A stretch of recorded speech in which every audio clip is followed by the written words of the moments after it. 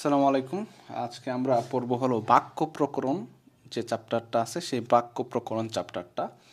এই বাক্য প্রকরণ চ্যাপ্টারটা আমরা পড়ব হলো অন্বেষণ বই থেকে। অন্বেষণ বইটা লিখছেন আমাদের শাওন ভাই। তো সম্পূর্ণ ক্রেডিট এই বইয়ের বা এই ক্লাসের সম্পূর্ণ ক্রেডিট যাবে ভাইয়ের কাছে। আমি শুধুমাত্র যা বুঝেছি সেই জিনিসটাই বই থেকে বা এই ভিডিওতে আমরা তুলে ধরবো সেই বিষয় সম্পর্কে। ঠিক আছে, আচ্ছা চলুন শুরু করা যাক। সর্বপ্রথম আমরা যদি বাক্য চ্যাপ্টারটা শুরু করি তাহলে আমরা দেখতে পাবো বাক্য শব্দটার ব্যুৎপত্তিগত অর্থ হলো কথ্য বা কথিত বিষয়। ঠিক আছে, বাক্য শব্দের ব্যুৎপত্তিগত অর্থ হলো কথ্য বা কথিত বিষয়। কথিত বিষয়, ঠিক আছে। আচ্ছা, এখন এই বাক্য শব্দের ব্যুৎপত্তিগত অর্থ সেটা বুঝলাম। যে ধরেন একটা কোয়েশ্চেন আসলো এরকম যে বাক্য শব্দটার ব্যুৎপত্তিগত অর্থ কী, সেটা আমরা যদি বলবো যে কথ্য বা কথিত বিষয়। ঠিক আছে, আচ্ছা গেল। তারপর একটা সার্থক বাক্যের গুণ থাকে তিনটা, এটা আমরা সাধারণত জানি। একটা সার্থক বাক্যের গুণ থাকে তিনটা, গুণ তিনটা। ওকে, আচ্ছা তো এই তিনটা গুণ কি কি? এই তিনটা গুণের নাম হলো, এটা আমরা অনেকে জানি, আকাঙ্ক্ষা। আচ্ছা, আকাঙ্ক্ষা বানানটা দেখেন অধিকাংশ মানুষের ভুল হয়, এটা আমারও প্রথম শুরুতে লিখতে গিয়ে ভুল হয়ে গেছে। তো এই বানানটা খুবই সতর্কতার সাথে দেখতে হবে। আ কাং খা, ক্ষিয় কিন্তু এখানে আছে, ঠিক আছে। এবং এখানে আছে ছোট, এখানে ক আছে, খ না। তো আকাঙ্ক্ষা, আসক্তি। এখন এখানেও ভুল হয়, আসক্তি। যে আসক্তি বানান আপনাদেরকে আমি ভুল লিখে তারপর দেখাচ্ছি। এরকম যে ধরেন আসক্তি বানানটা এরকম লেখে অনেকে, আসক্তি। ঠিক আছে, এই যে এমসিকিউতে পাবেন যে আসক্তি দেওয়া আছে, কিন্তু আসলে কিন্তু আসক্তি না। আমরা দেখব এখানে আসক্তি, আসক্তি, তয় তয় সংযুক্ত। ঠিক আছে, সো একটা সার্থক বাক্যের তিনটা গুণের মধ্যে প্রথমটা দেখলাম আকাঙ্ক্ষা, দ্বিতীয়টা আসক্তি, তৃতীয়টা হলো যোগ্যতা। ঠিক আছে, আচ্ছা তো এই তিনটা আমরা একটা সার্থক বাক্যের গুণের মধ্যে দেখতে পাই। তো এখন দেখি যে কোনটা দ্বারা কী বোঝাচ্ছে। আকাঙ্ক্ষা, আমরা সহজ ভাষায় যদি বুঝতে চাই আকাঙ্ক্ষা কি, আমাদের মনের আকাঙ্ক্ষা যেটাকে বলে আর কি, সেটাই আকাঙ্ক্ষা এখানেও। আকাঙ্ক্ষা মানে ধরেন একটা আমরা অর্থ বাক্যটা সম্পূর্ণভাবে বুঝতে চাচ্ছি, তো সম্পূর্ণভাবে বোঝার জন্য একটা পদ শোনার পর অন্য একটা পদ আমাদের শুনতে ইচ্ছা করবে, এই শুনতে ইচ্ছা যেটা, সেটাকেই বলা হচ্ছে আকাঙ্ক্ষা। ঠিক আছে, তো ধরেন আমি বললাম যে আমি স্কুলে গিয়ে, আমি স্কুলে গিয়ে। এখন আপনার মনে হইতে পারে যে গিয়ে কি, গিয়ে তো কিছু একটা হবে, গিয়ে আমি ক্লাসে বসলাম অথবা গিয়ে খেলাধুলা করলাম, এটা কিছু বললাম না। আমি শুধুমাত্র বললাম যে আমি স্কুলে গিয়ে, তার মানে কি এরপরে কিছু একটা আছে। সো এই কি আছে সেই জিনিসটা জানার যে আমাদের মনে একটা আগ্রহ, সেই জিনিসটাকেই বলা হচ্ছে আকাঙ্ক্ষা। অর্থাৎ আমরা যদি এই আমি স্কুলে গিয়ে এই পর্যন্ত রেখে দিই, তাহলে এই বাক্যের মধ্যে অভাব কি হবে? এই বাক্যের মধ্যে অভাব হবে আকাঙ্ক্ষার। ঠিক আছে, আচ্ছা গেল আকাঙ্ক্ষা। এখন এখন তার পরবর্তী, এটা ধরে আমরা পরবর্তী গুণের কাছে আসব, সেটা হলো আসক্তি। এখন আসক্তি কি, মনে করেন আমি বললাম যে আমি স্কুলে গিয়ে, এই কথাটা, আচ্ছা ঠিক আছে আপনি বললেন যে তাহলে সবগুলা বিষয় বলতে হবে, একটা বাক্য এই অর্ধেক না আমরা রাইখে দিতে পারবো না, সবগুলা বিষয় বলতে হবে। তো আমরা সবগুলা বিষয় বলতে গিয়ে যদি এইভাবে বলি, মনে করেন যে আমি গিয়ে, তারপর বেঞ্চ, তারপর স্কুল, তারপর বসলাম।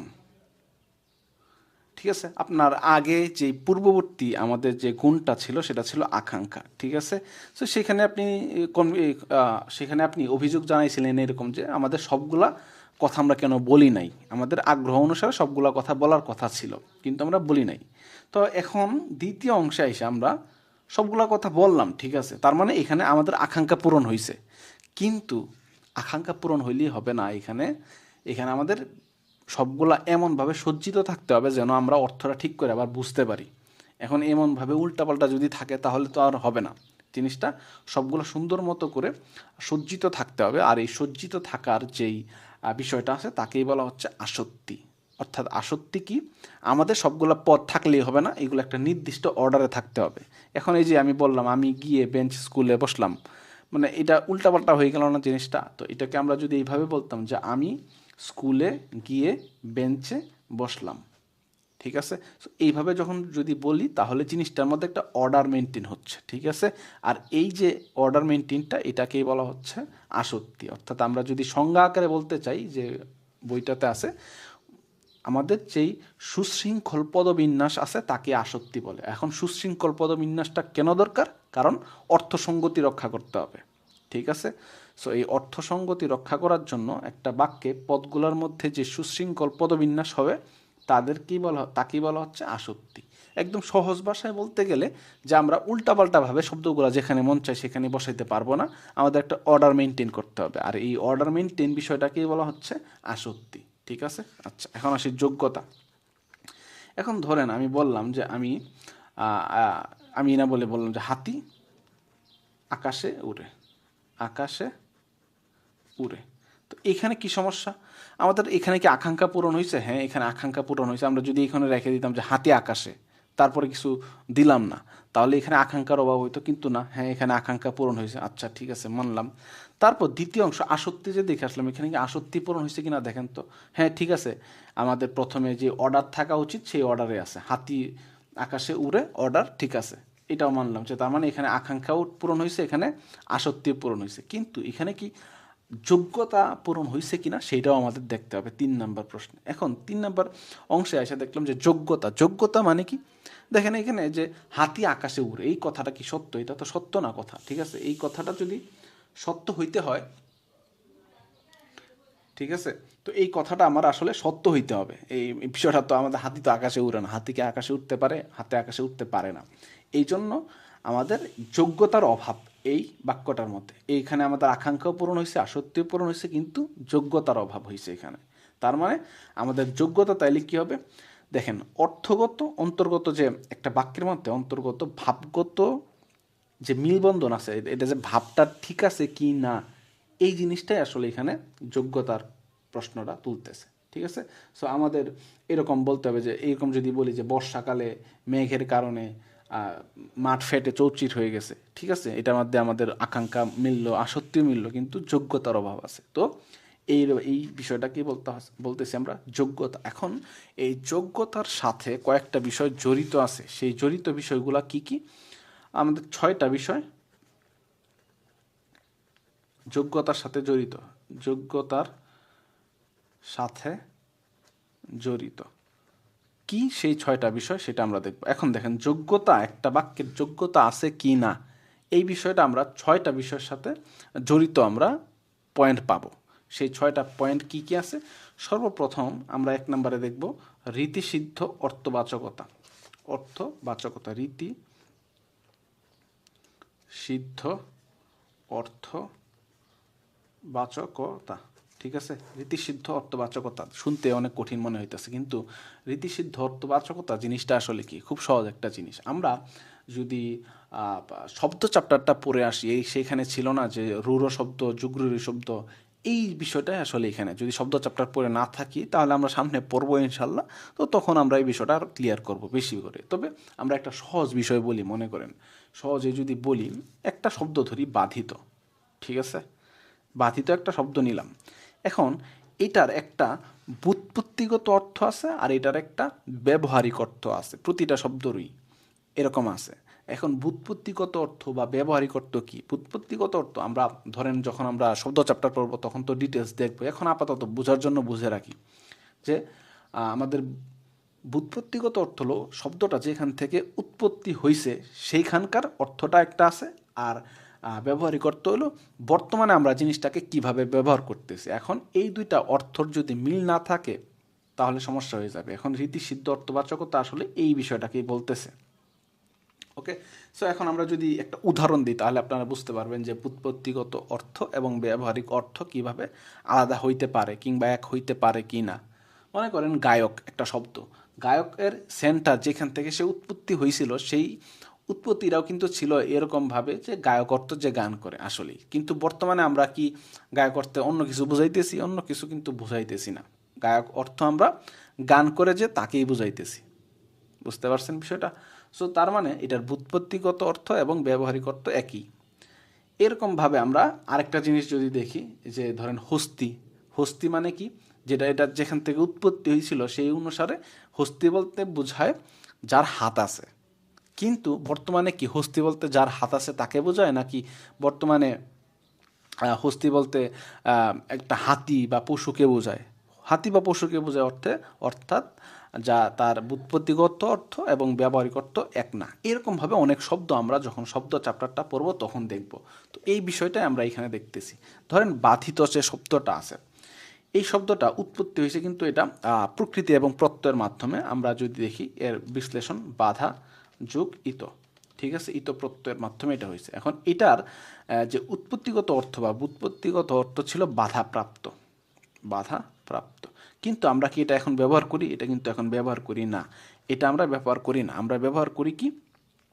অনুগৃহীত, অনুগৃহীত। এখন এটা কোথায় ব্যবহার করে আপনারা দেখেন, মনে করে পান কিনা দেখেন। আমরা যখন ছোটোবেলায় দরখাস্ত লিখতাম যে আপনার বাধিত, আপনার একান্ত বাধ্যগত বা বাধিত জিনিসটা ছিল না, সেখানে কি আমরা এমন দেখতাম যে এটা বাধিত শব্দটা দ্বারা কি আমরা এই বিষয়টা বুঝাইতাম যে আমাদেরকে বাধাপ্রাপ্ত করা হচ্ছে? এরকম কিন্তু বোঝানো হয় না। আমরা বুঝাইতাম যে আমরা আপনার অনুগত বা আপনার অনুগৃহীত, আমরা আপনার অনুগ্রহ কামনা করতেছি, এই জিনিসটা বোঝানো হইতো এই বাধিত শব্দটা দ্বারা, ঠিক আছে।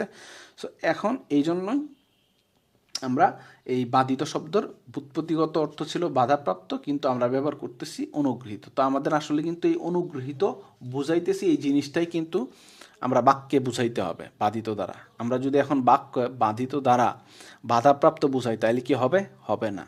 এই বিষয়টাই বলতেছে যে রীতিসিদ্ধ অর্থবাচকতা, রীতির মাধ্যমে সিদ্ধ অর্থবাচকতা, এই বিষয়টা দ্বারাই বোঝাচ্ছে, ঠিক আছে।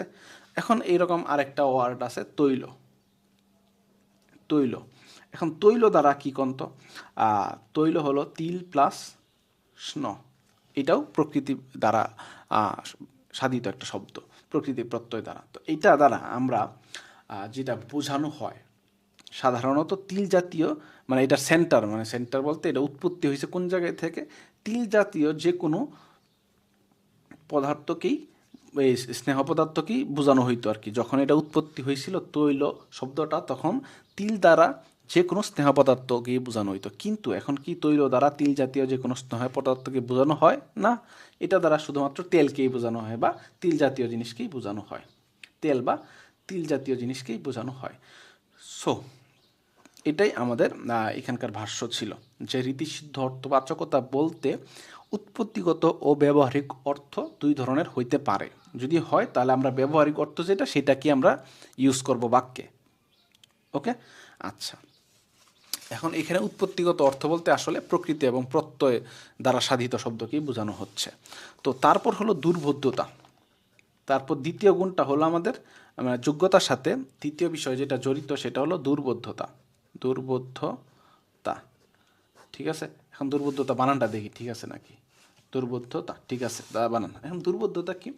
ধরেন এমন কিছু শব্দ যদি আমরা বাক্যে ব্যবহার করি যেটা আসলে আমরা কেউ বুঝি না এটার অর্থ কি, তাহলে কি আমরা এটা দিয়ে কোনো কাজ করতে পারবো? এটাতে কিন্তু কোনো কাজ করা সম্ভব না। তাহলে দুর্বোধ্যতা বলতে আমরা বুঝাইতেছি এরকম যে ধরেন আমরা একটা লিখলাম যে তুমি আমার সাথে, তুমি আমার সাথে প্রপঞ্চ করেছো, এই ফেমাস একটা উদাহরণ, প্রপঞ্চ করেছো। এখন আমরা তো বুঝলাম যে তুমি আমার সাথে বলতে কি বোঝাচ্ছে, করেছো বলতে কি বোঝাচ্ছে। এখন বলতো প্রপঞ্চ করেছো, এই কথাটা যদি কেউ আগে থেকে না জানে, কেউ কি বলতে পারবে? বলতে পারবে না। তাই প্রপঞ্চ মানে হলো কি? প্রপঞ্চ মানে হলো তুমি আমার সাথে ছল ছাতুরি করেছো, বা তুমি আমার সাথে কি করেছো, তুমি আমার সাথে মায়া করেছো, চাতুরি করেছো, যে কোনো কিছু এটা দ্বারা বোঝাচ্ছে। এখন যদি আমরা প্রপঞ্চ শব্দটা হঠাৎ করে বলে বসি তাহলে কি কেউ বুঝবে? কেউ বুঝবে না, যারা জানে না জিনিসটা, ঠিক আছে। সো এই জন্য দুর্বোধ্যতা যদি থাকে, তাহলে ধরেন একটা এমসিকিউতে এরকম আসলো যে তুমি আমার সাথে প্রপঞ্চ করেছো, এটাতে কি যোগ্যতার অভাব হয়েছে? তা আমরা কি বলবো? এখানে অপশনটা হবে এরকম যে যোগ্যতার অভাব হয়েছে দুর্বোধ্যতার। ওকে, তারপর এরকমভাবে 3 নাম্বারটা হলো আমাদের বাহুল্য দোষ। বাহুল্য দোষ, বাহুল্য দোষ বিষয়টা কি? এখন দেখেন বাহুল্য দোষ বিষয়টা হলো সিম্পল যে আমরা বেশি বেশি ব্যবহার করতেছি প্রয়োজনের অতিরিক্ত। আমরা বইয়ের ভাষায় যাচ্ছি না, আমরা সিম্পল যেটা বুঝি সেটাই লিখতেছি, যে বাহুল্য দোষ মানে প্রয়োজনের অতিরিক্ত শব্দ আমরা ব্যবহার করতেছি। যেমন ধরেন বললাম যে সকল আলেমগণ একটা ফেমাস উদাহরণ আলেমগণ, ঠিক আছে, সকল আলেমগণ এই বিষয়ে একমত হয়েছে, ঠিক আছে। এখন দেখেন, প্রথমত আলেমগণ দ্বারাই আমরা বচন বুঝাইতেছি, তার উপর আবার সকল ব্যবহার করতেছি, তার মানে দুইবার বহুবচন ব্যবহার করা হয়ে যাচ্ছে না। তো দুইবার আমাদের বহুবচন ব্যবহার করা যাবে না, আমাদের একটাই ব্যবহার করতে হবে, যে সকল, হয় সকল আলেম ব্যবহার করব, না হয় শুধু আলেমগণ ব্যবহার করব। ওকে, সো এখন যদি এই বিষয়টা এমসিকিউতে কিন্তু আসতে দেখা গেছে কয়েকবার, যে এই এমসিকিউটা এরকম ছিল যে সকল আলেমগণ এই বিষয়ে একমত হয়েছে, এই বাক্যটিতে কোন যোগ্যতার অভাব হয়েছে, এখানে আপনারা বলবেন যে এখানে বাহুল্য দোষ হয়েছে, ঠিক আছে। আচ্ছা, তো এরকমভাবে অন্য একটা উদাহরণ হতে পারে যে সকল ছাত্রছাত্রীগণ এখানে উপস্থিত, তো এই কথাটার মধ্যে কি অভাব হয়েছে, বাহুল্য দোষ হয়েছে, ঠিক আছে। এরকম আরেকটা দোষের বিষয় আছে, সেটা অনেক ইম্পর্টেন্ট, সেটা হলো গুরুচণ্ডালী দোষ, গুরুচণ্ডালী দোষ। এখন গুরুচণ্ডালী দোষের মধ্যে কি আছে, গুরুচণ্ডালী দোষ মানে তৎসম শব্দ, আর আমরা যে বাংলা তৎসম শব্দ আর হলো আমাদের যে দেশীয় শব্দ আছে, তৎসম প্লাস দেশীয় শব্দ আমরা একসাথে যদি ব্যবহার করি তাহলে সেটা হয়ে যাবে আমাদের গুরুচণ্ডালী দোষের মধ্যে সেটা পড়বে। এখন তৎসম শব্দ আর দেশীয় শব্দের মধ্যে যদি ব্যবহার করি, একটা উদাহরণ দেখি, ধরেন কয়েকটা উদাহরণে ফেমাস আছে, মনে করেন গরুর গাড়ি, ঠিক আছে, এটা একটা শব্দ। তারপর হতে পারে মরা পোড়া,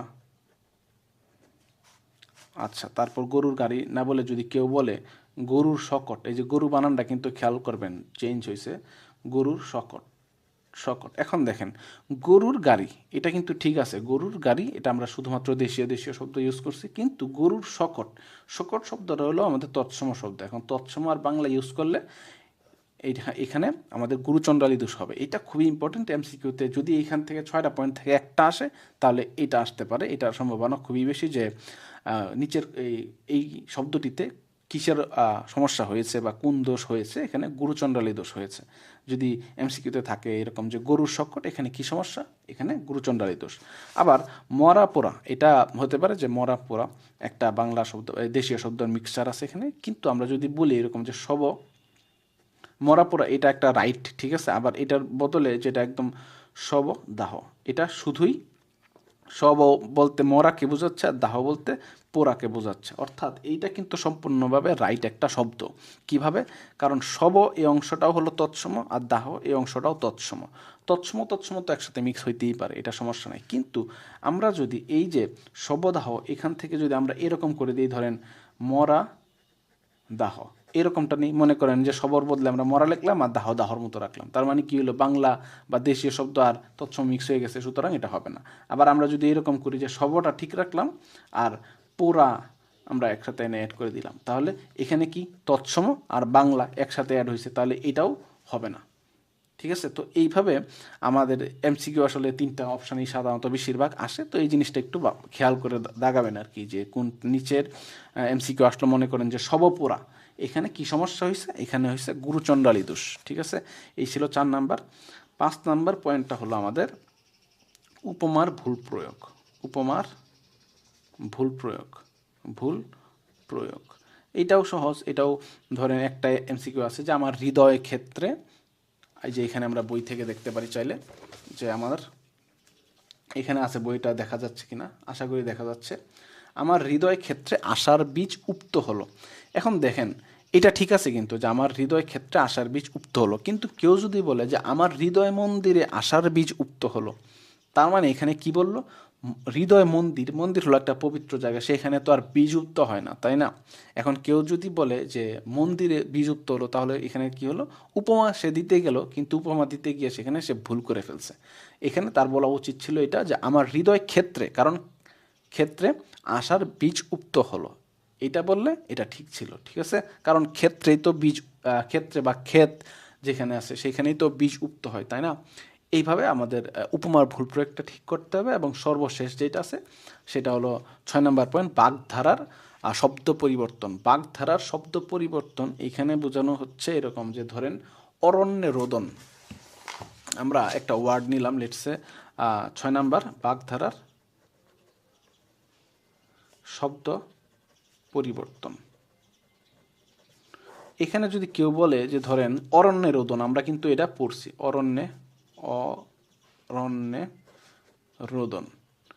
এখন এটা মানে তো যে নিষ্ফল আবেদন বা এরকম কিছু বলা, তাই না? কিন্তু এই জায়গায় যদি কেউ বলে অরণ্যের জায়গায় আমরা বললাম মনে করেন বন, বনে ক্রন্দন, এটা মনে করেন কেউ বলে ফেললো, অথবা বনে রোদন এরকম কিছু বললো, তাহলে এটা হবে না। আমাদের বাগধারা যেইভাবে একটা বাগধারা গঠিত হয়েছিল ঠিক সেইভাবে আমাদের এই বাগধারাটা ব্যবহার করতে হবে। তো এইটাই ছিল আজকে আমাদের বাক্যের প্রথম ক্লাস। ইনশাল্লাহ বাক্যের দ্বিতীয় ক্লাসে আমরা পরবর্তী টপিকগুলো আস্তে আস্তে ক্লিয়ার করব। সেখানে আছে উদ্দেশ্য, বিধেয়, তারপর বাকি টপিকগুলো যেগুলো আস্তে আস্তে আসতে থাকবে, গঠন অনুসারে বাক্যের প্রকারভেদ, বা তারপর এই যে ক্রিয়া থাকা না থাকা ইত্যাদি ইত্যাদি বিষয়গুলো আস্তে আস্তে আসতে থাকবে। তো এই টপিকগুলো ইনশাল্লাহ ক্লিয়ার হয়ে যাবে। এবং এই বইয়ের ক্রেডিট বা এই ক্লাসে বা এই আমরা এখান থেকে পড়াচ্ছি হলো অন্বেষণ বই থেকে পড়াচ্ছি। তো এই অন্বেষণ বইয়ের যে লেখক আছেন শাহরিয়ার ফিরোজ শাওন ভাই, তারই আসলে এখানকার ক্রেডিট যাবে। তো আজকের ক্লাস এই পর্যন্তই থাকুক, সামনের ক্লাসে ইনশাল্লাহ দেখা হবে।